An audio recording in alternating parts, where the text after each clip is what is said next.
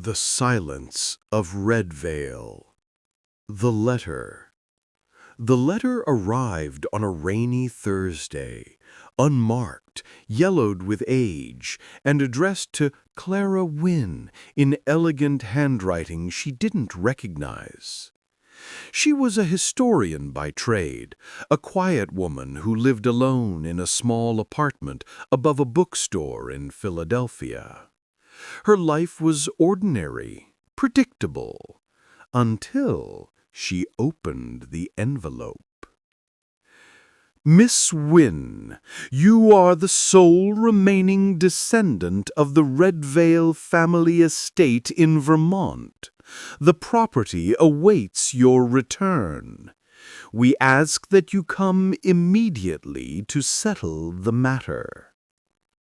There was no cinder name, only a wax seal pressed into the paper, depicting a tree with no leaves, its roots twisting into a circle.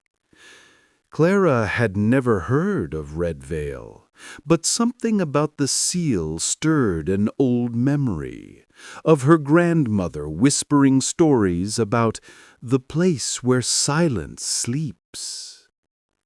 Within a week, she packed her things and took the train north. Arrival in Redvale. The taxi driver refused to go past the crossroads. "You don't want to stay there," he muttered, lighting a cigarette with shaking hands. "Redvale's not right. The woods eat sound." So Clara walked the last mile. The town appeared through the mist like a ghost. Old colonial buildings, roofs sagging under the weight of time. No lights, no movement, only the constant hum of the wind through the pines. When she reached the estate, she understood why no one came here anymore. The Redvale Manor stood at the edge of a drained lake, surrounded by dead trees. The mansion's windows were black, its shutters hanging loose. The front door creaked open as if expecting her. Inside, dust coated every surface. Portraits lined the walls, pale faces with eyes too lifelike, watching. At the end of the corridor hung a massive painting of a family seated beneath a leafless tree. One figure was crossed out entirely with deep scratches. The caretaker. A voice startled her. "You must be Miss Wynne." From the shadows stepped an old woman, thin and hollow-eyed, dressed in black. "I'm Agnes, the caretaker," she said. "I've kept this place waiting." "Waiting for what?" Clara asked. Agnes smiled faintly. "For the air to break the silence."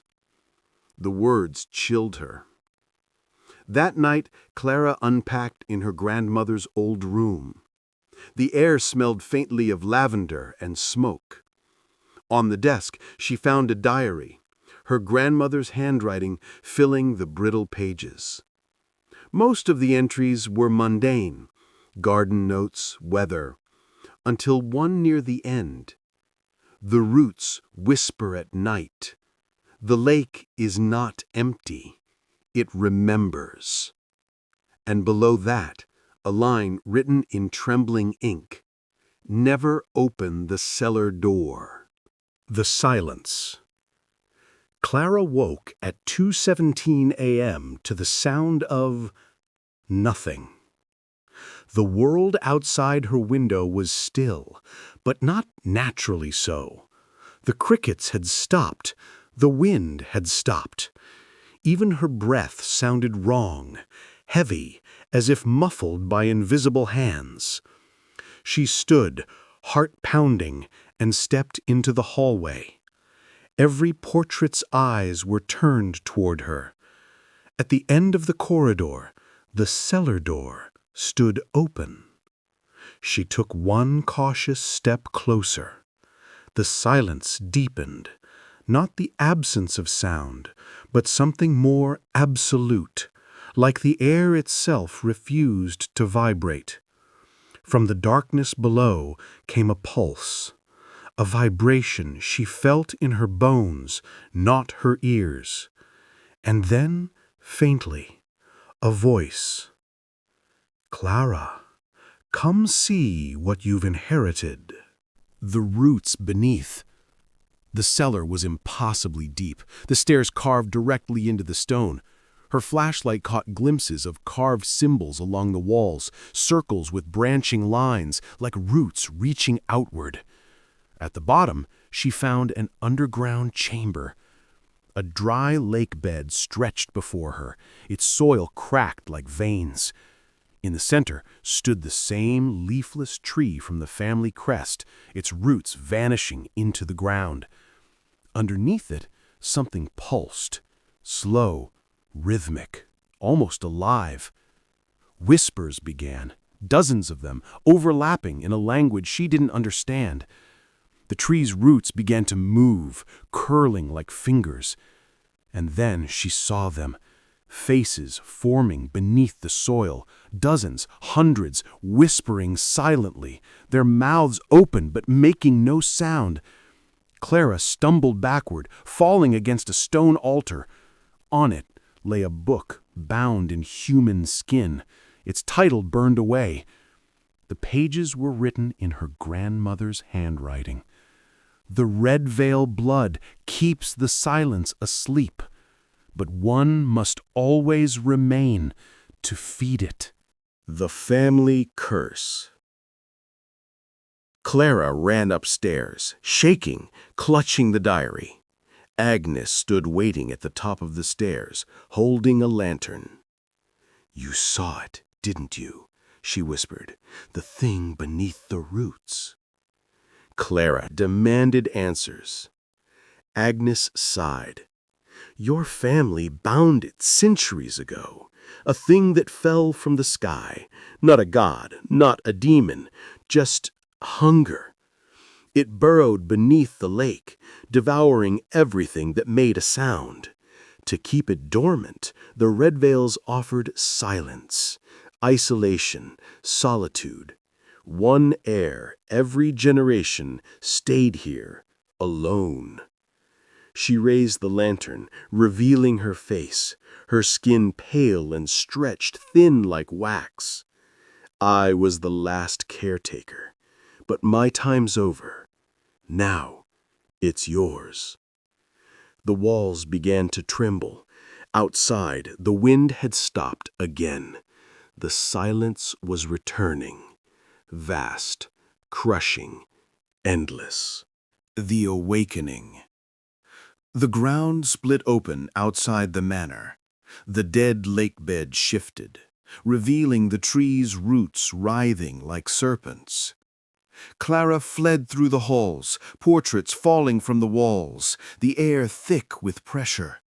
She could feel the silence in her chest, like drowning in nothingness. Agnes screamed without sound as her body convulsed and turned to ash. The silence consumed her. Clara reached the front door, but it was gone. The entire house had changed, corridors twisting into new shapes. The roots had found her. They burst through the floorboards, wrapping around her legs, her arms, her throat. "You belong to us," whispered a voice inside her mind. "The silence must feed." The walls pulsed once, like a heartbeat. Then everything went still. The return of sound. When the police arrived weeks later, summoned by a passing hiker who saw faint light in the manor windows, they found no trace of Clara Wynne. The house was empty, but the walls seemed alive. The officers reported a strange ringing in their ears that grew louder the closer they got to the cellar. In the center of the cellar floor, a new tree had sprouted. Its bark was pale. Its roots pulsed faintly with red light. A woman's voice echoed once through the chamber, faint but clear. Be quiet. It's listening. And then silence again.